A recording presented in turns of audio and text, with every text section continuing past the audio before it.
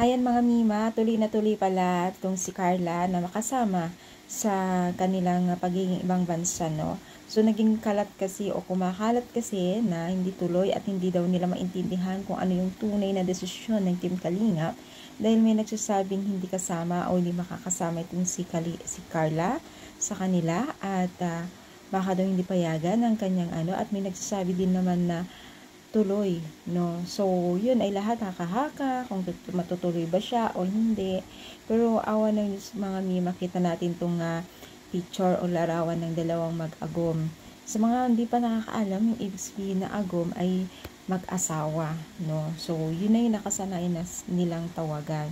Guys, tuloy na tuloy at nakasama itong si Carla. As you can see naman na nandito na sila sa may Singapore ba to, mga Mima, no? Na talaga naman pong kinatuwa din po ng mga netizens, mga supporters nila kasi syempre natuloy sa wakas itong si Carla kasi nalulungkot talaga sila na hindi makasama itong si Carla pero finally andyan na at nakikita natin na nandyan talaga itong si Carla. Kaya naman talagang tuwang-tuwa ang mga fans ni Carla at itong si Jomcar kasi hindi daw kompleto kung hindi makasama itong si Carla. Ako naman mga Mima at ito congratulations nga at napayagan itong si Carla sa kanilang school at yun na, no? At sana mag-enjoy itong dalawa at mag-enjoy lahat ng Team Kalingap na kasama dito sa kanilang paglalakbay sa ibang bansa, no?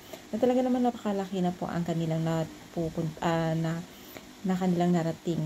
Talagang hindi lang pabahay, financial, even mga travel, talagang yung mga napaka-imposible na mangyari sa kanila, yun, sila Carla, no?